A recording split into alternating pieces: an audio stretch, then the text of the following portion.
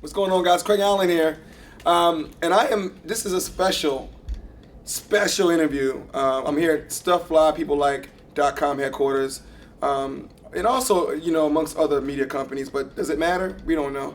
But I got my boy here, Gabriel Williams, and I'm gonna let him introduce himself to you about what he does with just a little bit about what your position is in StuffFlyPeopleLike.com. Stuff a lot of people like. My position, I'm Gabriel Williams, by the way. I am the co-creator, founder, editor of Stuff a lot of people like.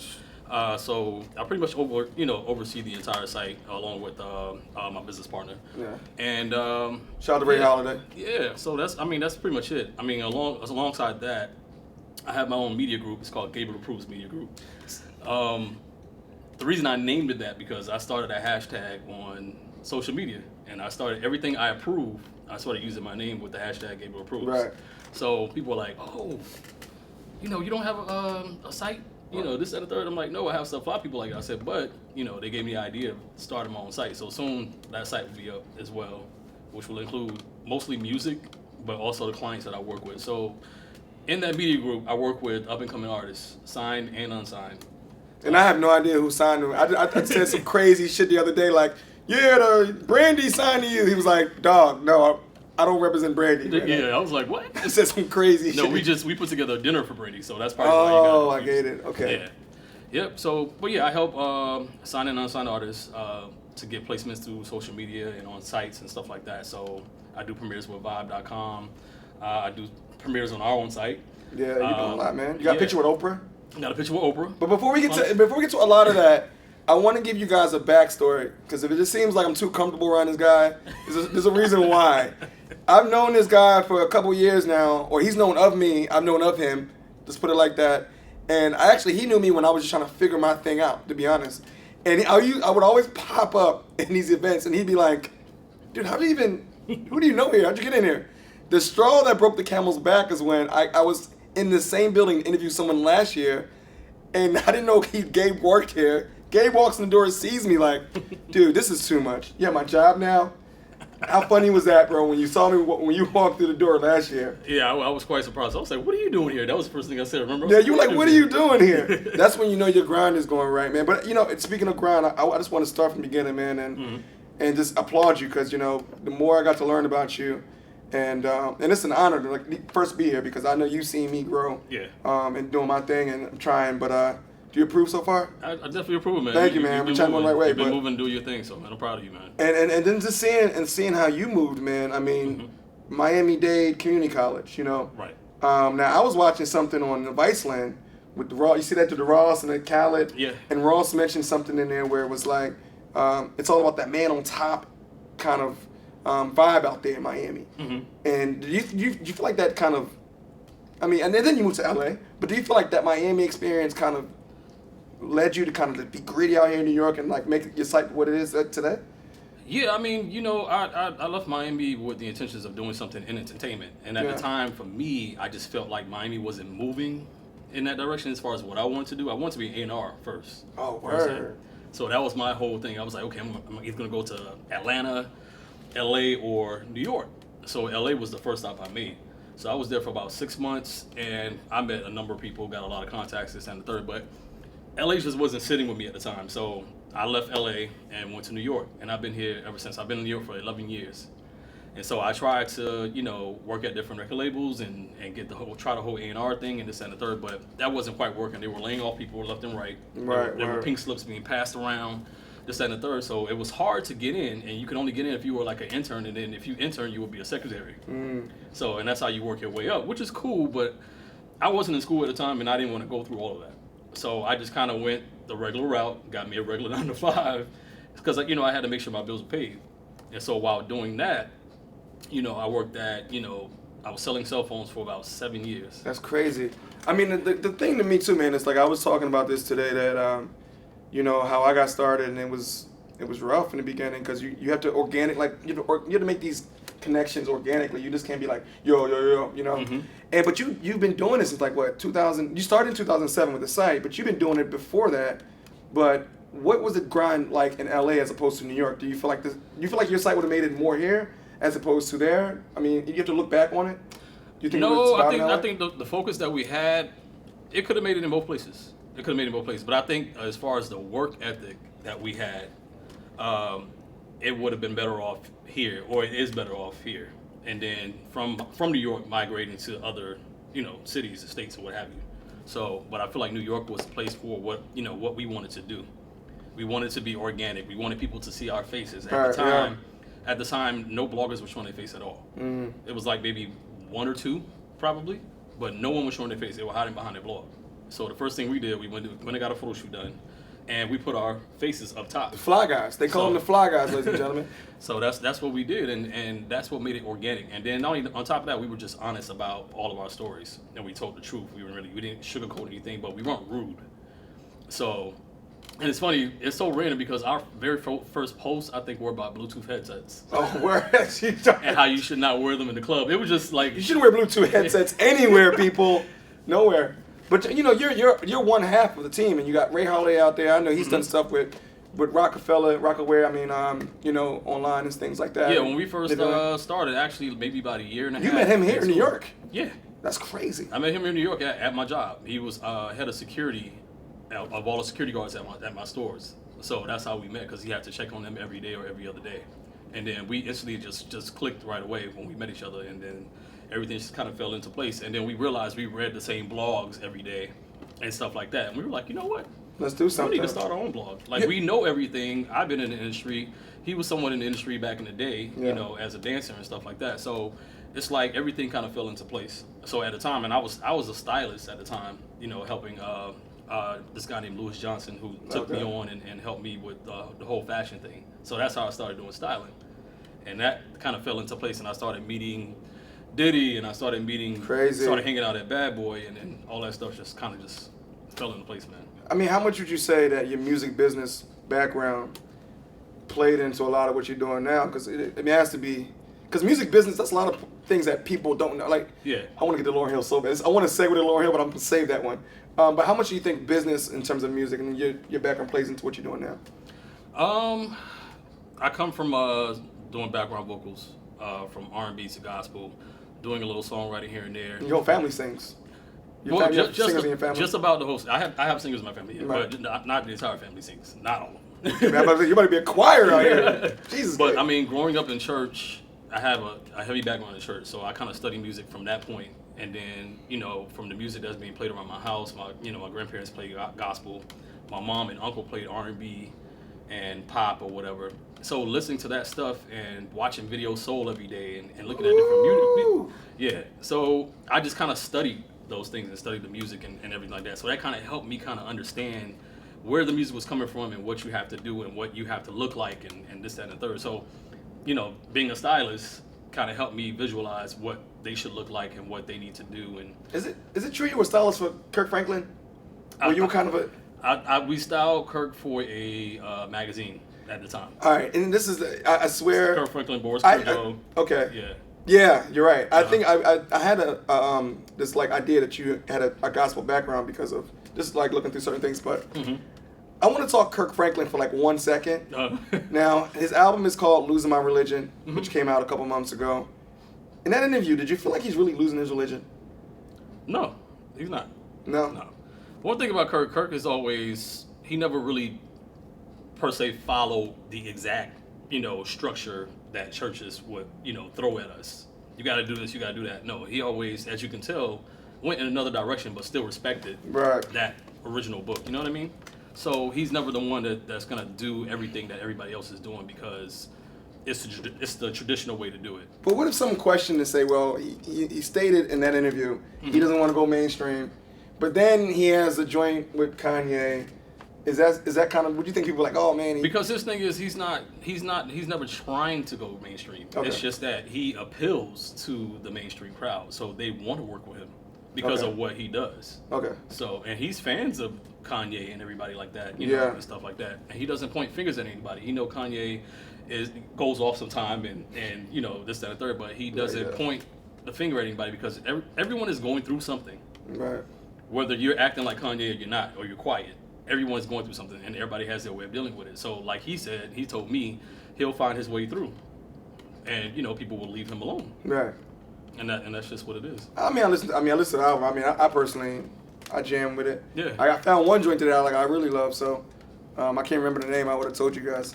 Yeah, all of his albums are classic, man. Like, Yeah. I mean, there's no other Kirk Franklin. Like, for someone to do a traditional gospel song and then just can flip it and do something mainstream is beyond me. Like, it's the best thing ever. And whoever's singing like on his album, Yeah.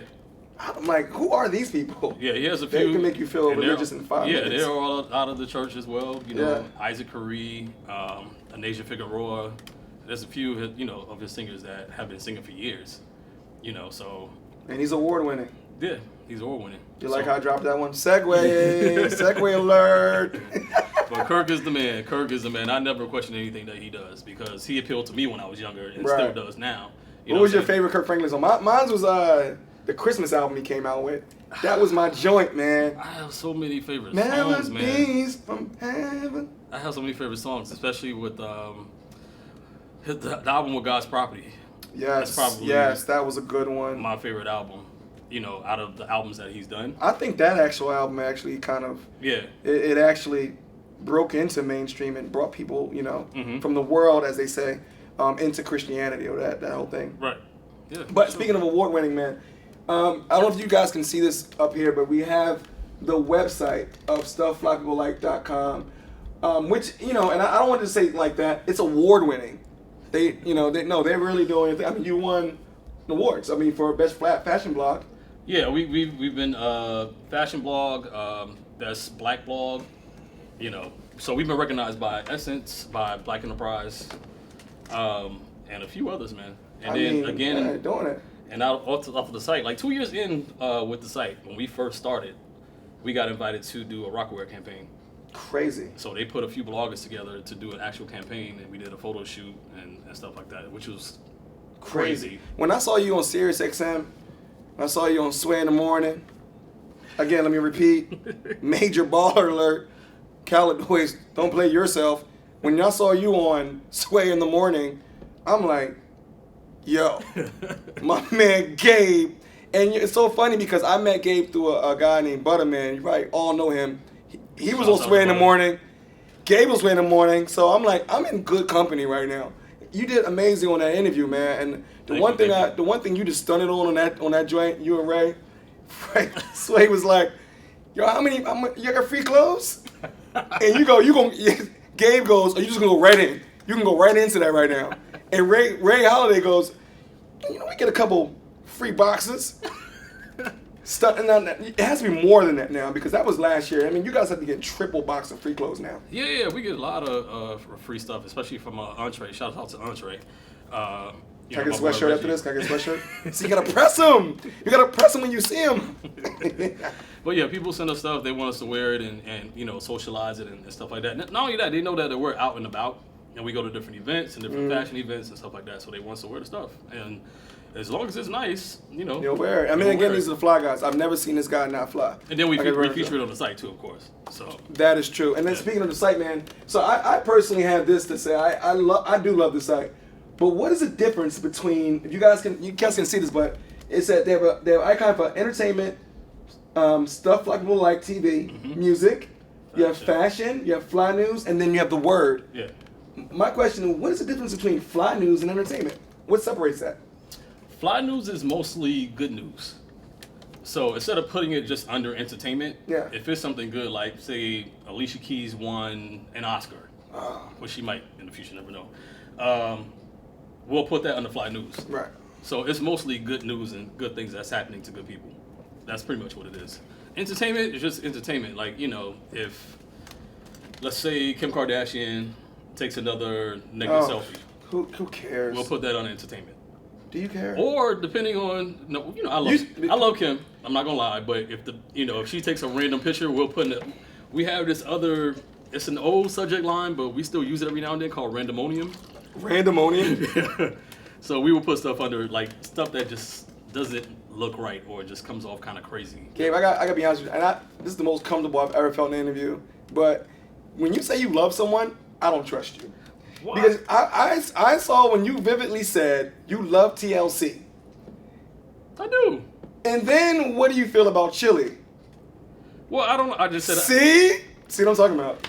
Here's the thing. I still love them, but you know, there may be some things that someone does that I'm like, oh, okay, I'm not a fan of that. But I still love them. Okay, I was wondering. So I always start my line off with, I still love them, but. All right, checking. You know, but you know, they asked about the pillows and the handbags that Chili was making. I was just like, I'm not a big fan of it. You kind of went in though, brother. Yeah, I mean,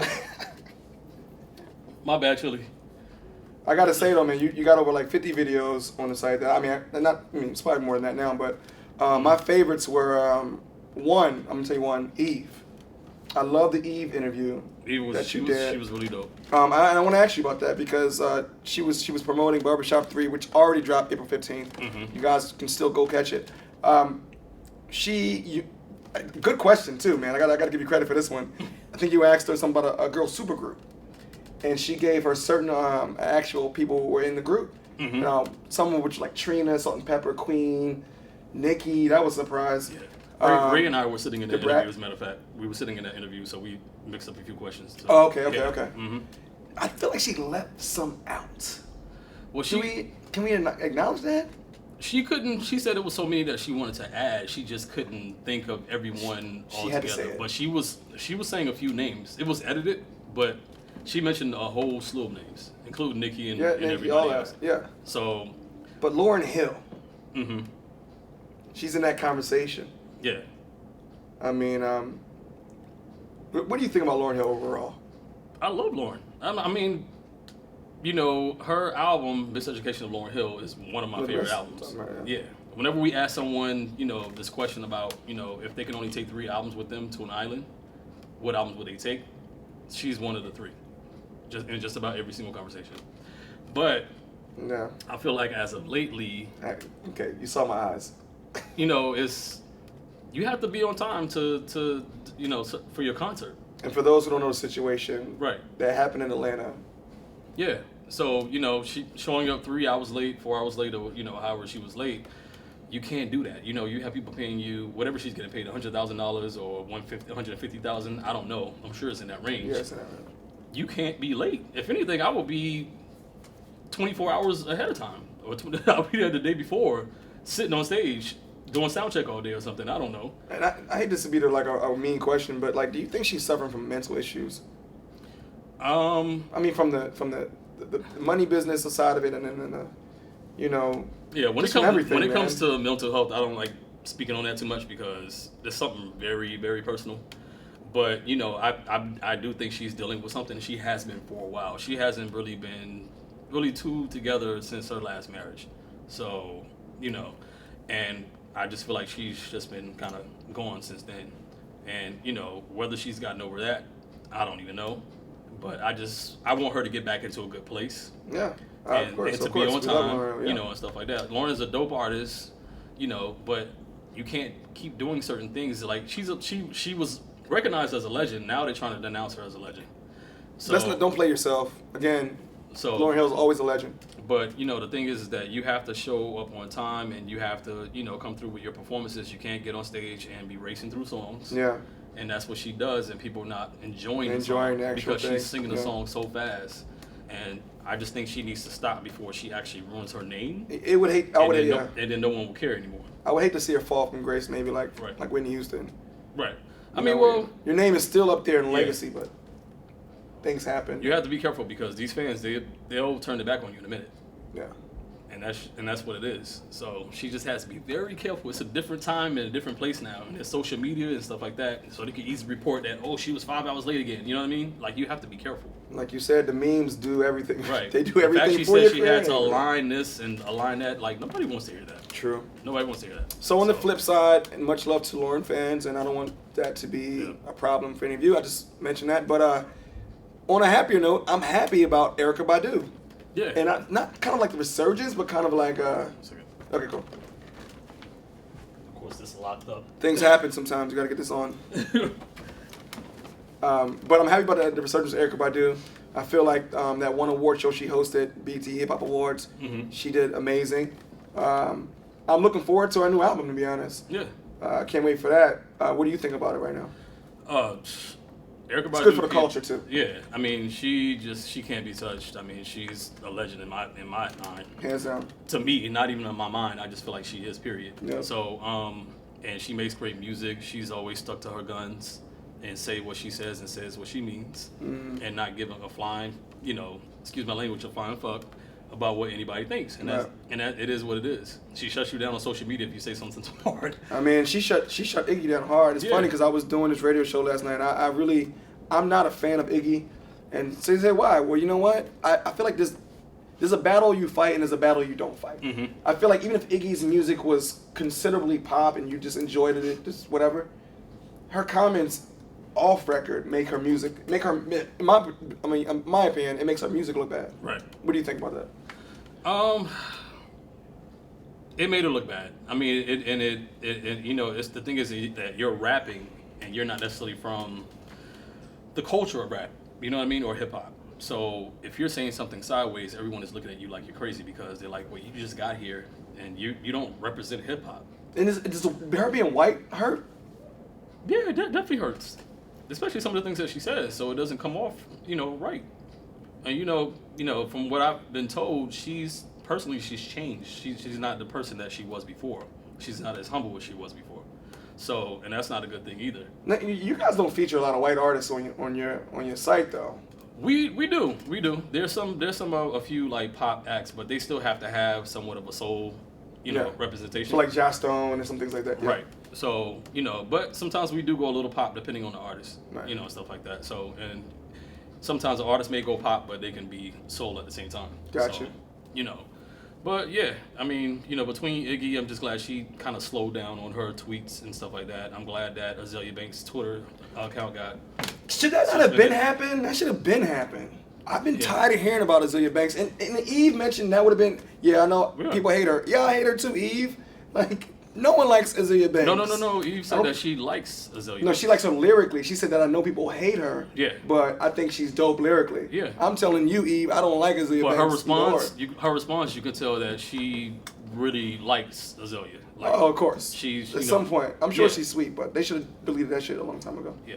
So she just got out of hand with her tweets, and it's just some things you just need to keep off of social media. Like, stop commenting on everything, and then you come out a 14-year-old, and then this is why you got shut off. Yeah, true. And then you're making homophobic slurs to Zayn Malik, and then she just went too far. Would StuffFlyPeopleLike.com ever interview Azalea Banks?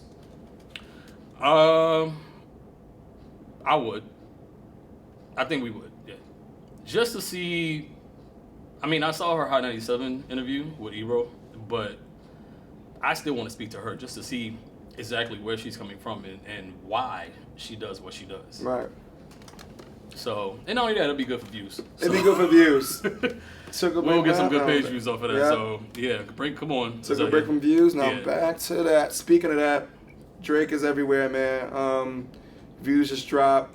And I'm like, listen, man, the album to me is, I like Drake, but the album to me just sounds the same, but I still like the album. Right. And then just little things about him indirectly annoy me. That's not even his fault. Like, he cut his beard off. That's a huge thing. Shut the internet down.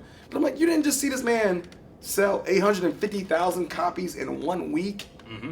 Like, what is the bigger picture when people look at Drake? What should they be looking at? His music, his style, the way he handles things? What should people be looking at the most? Because I'm confused. I think what everyone should be looking at the most is the full package and his work ethic.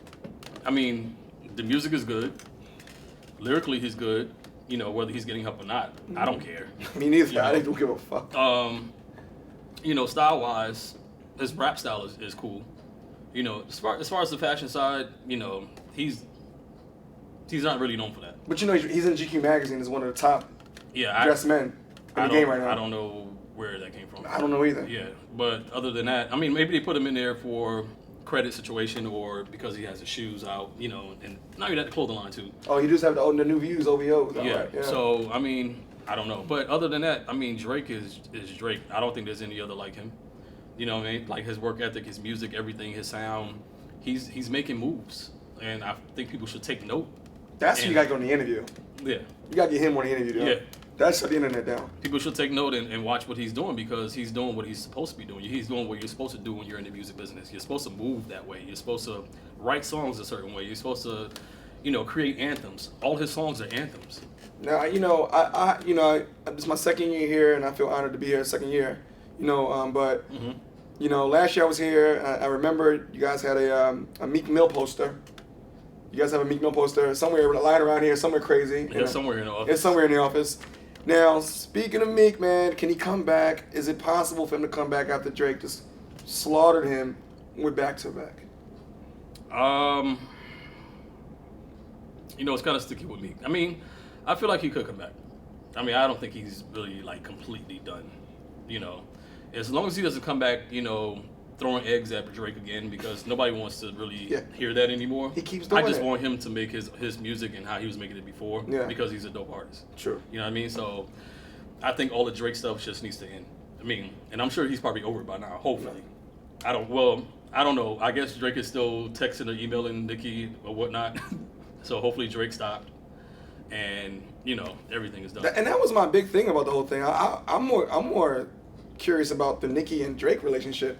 I don't care about Meek, and I'm just like, where's Nicki and Drake and all of this? Like, I guess she got caught in the middle, and she probably just didn't want to deal with either side. So she just fell back away from Drake, and not really away from Meek, but away from the Meek and Drake situation. So I'm sure she probably doesn't want to talk about it with Meek. You know what I mean? So she just kind of fell back. I mean, it could have been handled, a little differently, but I mean, if that's what she wanted to do, that's what she wanted to do. I think the hottest subject of this whole spring or whatever this year has been China, Tyga, Rob Kardashian, and this fuckfest love triangle. Now, for those of you who don't know, China has a baby by Tyga and Rob Kardashian. Well, newly Robert. Mm-hmm. I'm going to go out the gate with this one because I saw Tyga on TMZ the other day. He just hated me ask this question. I'm going to ask you this question. Do you think Rob Kardashian would make a great stepfather to Tyga's child? Tyga would kill me if you heard me answer that right now. Yeah, he probably would. I mean, I think he would. What do you think about that situation? I don't know, what to say about the situation, because I mean, I haven't seen Rob do anything crazy or terrible, so I don't see why he wouldn't be able to take care of a child. I mean, he comes from a decent family that pretty much care about, their kids and family and loved ones. That's why they're around each other 24/7. So I don't see why he wouldn't take care of the child. Like, who wouldn't take care of the child? I guess some would say you'd be skeptical because every man who's been in that family has had some type of issue. Well, I mean, not joking on this, but Lamar Odom, I'm glad he's better, but that was a huge one. Mm-hmm. Look at what's the guy's name? Disick? Scott Disick? Scott Disick, yeah. That was another one. And then, a young king being raised in that family. Like, can it happen? But I think Tyga has custody over that child. He's not even with Black China at this point, right? No, I think they're still shared custody. Shared custody. Okay. Yeah, it's nothing really crazy going on. But I just feel like when it comes to, even though Rob may have his problems, Scott or whoever else, Lamar, when it comes to a child kind of just puts you in a state of mind where you just need to stop what you're doing. You can't, party all the time. You can't drink all the time. A child calms you down. Especially a baby. When you look at that baby and you hold that baby, it calms your nerves down. So I just feel like, and it matures you. So I just feel like, in a sense, I don't know about Scott. Scott is going through his thing. I mean, his parents died and stuff like that. So that's pretty tough on him. You know what I mean? Yeah. So he hasn't been good since. But he's still, every now and then takes care of his kids. Yeah, So, but I feel like once everybody put their differences aside and whatever, I feel like Rob will take care of the child if he needs to. I mean, if he doesn't need to, then Tyga just hold on to the child and do his thing. And do his thing. So, everybody blames the Kardashians for everything, and I don't think that's the case. I really don't. I mean, they blame for everybody, for all the men going crazy. Yeah. I mean, they're making money at the end of the day. It's Hollywood at the end of the day. All right, guys. So switching gears. Sorry about that. No gossip.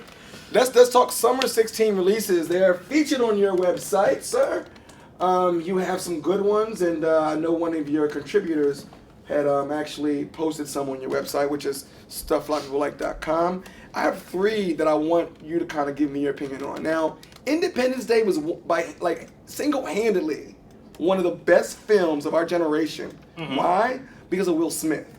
Now, you guys chose that as one of your favorites, but it's no Will Smith. Do you think it'll do as good? Yeah. Without Will Smith? Yeah, I think it'll do I think it'll do well.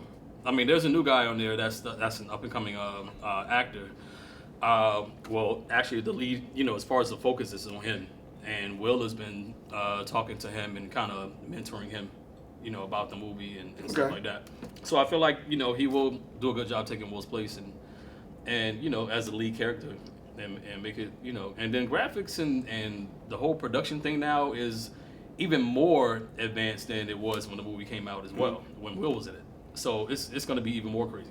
Okay, then we have Teenage Mutant Ninja Turtles. I'm actually going to see that, the premiere this Friday. Mm-hmm. I know it comes out June 3rd. I'm excited, but I'm kind of like, because I like the old one when they had to wear the costumes. Not like this 3D graphic kind of thing. I mean, what do you think about the trailer? Did you like the trailer? Yeah, I like the trailer. I like the last movie. You didn't like it? I didn't even go. Man, they like jacked. It's like that's too much. But the turtles were always jacked. They were jacked on the cartoon. What do you mean? I mean, they weren't that jacked. I mean, it's like going in. I mean, you show my age, but but this one is gonna be cool. I think because they got Bebop, Rocksteady, mm-hmm. Casey is back. That's probably my favorite character. Mm-hmm. April's still there. So, all right. Yeah. And Ice Age, I'm gonna tell you, wins. I don't know what that little creature is, but I love that little creature in Ice Age. I think that's gonna smash. And then they have an all-star cast doing the voices, so it's just like it's definitely gonna explode in the theaters. It's gonna do well, man. As usual. But out of those 3, which one are you more excited to see? Out of the 3, Independence Day. Yeah. I'm gonna go Ice Age. I'm gonna go Ice Age, man. Okay. All right. Lastly, I'm gonna get you off the hot seat of this one. Would you be willing to sing something to the beautiful people of the world? I am not singing no karaoke. This guy comes from a music background, some of his family members sing gospel, and he won't sing nothing. Would you be willing just to drop a couple bars out there? How did I know you were going to ask me that? I wanted to ask you that first, but I had to save it for the end and kind of put some cherry on the top, You know what I'm saying? We'll save the singer for later. We'll save that for later. Man, he's not going to sing for me now, but I got to get to the Oscars. I got to cover the red carpet Oscars for him to sing. But I'm proud of you, man. Thank you, man. For real. Been an honor, actually sitting next to you, man. I mean, one thing I can say, I'm glad that we had this interview, and I'm honored that you want to talk to me, little old me. But I just been working, man. I mean, I know what I want to do, and I put my mind to it, and I do it. And that's just it. And New York teaches you to do that too. I come from Miami, and Miami teaches you that too. But when you get to New York is a whole totally different ball field. Ball field. It's a football field, whatever you want to call it. But it's a whole different ball game, and it just teaches you that you need to move. Not only are you walking around everywhere, but it just honestly, I think walking actually helps you just think, move. Yeah. It makes you think, and it makes you move at a certain pace. Conan O'Brien had an interesting thing about that. Yeah. He used to be a writer for The Simpsons, but he said walking around the city, he used to help him as a writer. But, you're moving, man, but you're moving. You had a picture with Oprah. And one of my homegirls that worked for The Source magazine was like, I just saw your boy. I was like, who, Gabe? And then Gabe posted a picture of him and Oprah, literally side by side on his Facebook. I'm like, so don't listen to what he's saying, but what he's saying is a lot of truth, but you got to move. You're right. You got to move. You just got to figure it out and figure out what you want to do and put your mind to it. Don't give up, no matter how hard it is. New York is a very testing city, and it's just that, you just have to figure it out. I mean, just stay humble, stay level-headed. I always say just be nice to everybody, no matter who you meet, because you never know who they are. Me being nice and us being nice as a brand to different people have allowed us to get to certain places that we never thought we would get to. So they end up in certain magazines that we never end up being a part of. You know what I mean? So, and meeting and hanging out with celebrities that we never thought we would hang out with. So, I mean, it's gotten us very far, and I plan on being humble. That's why, people get at me all the time like, yo, you do so much and you just so humble. I'm like, I have no choice but to be humble. Like, that's just me. And you've been consistent too. I'm consistent with it. And I just make attitude sure I'm and not mad with anybody. Now, if someone oversteps their boundaries, then I have to say something. But you rarely see me cursing anybody out or being mean to anybody. So, and that's not how I was raised. So my family didn't raise me like that. So I take what they instilled in me and use that in my work ethic and my movements and what I need to do. So. All right, man. Well, how can people, man, find you, man? Your media group. Obviously, stufflikepeoplelike.com. Hello. Yeah, stufflikepeoplelike.com. The Instagram and Twitter is at the SFPO. My Instagram and Twitter is at Gabriel of SFPO. And Gabriel Approves the Twitter is at Gabriel Approves, and also the Instagram is Gabriel_Approves. So I swear this guy's part of Anonymous. He got so many codes and different names. It's been so real. I can't tell you I can go on for hours. He has to be out here in like 5 minutes though. So thank you guys for tuning in. Make sure you definitely check out stuffflypeoplelike.com. They have amazing things going on. Yes. This is your boy Craig Allen. It's been a wonderful time, people. I'll see you next time. Peace. Peace.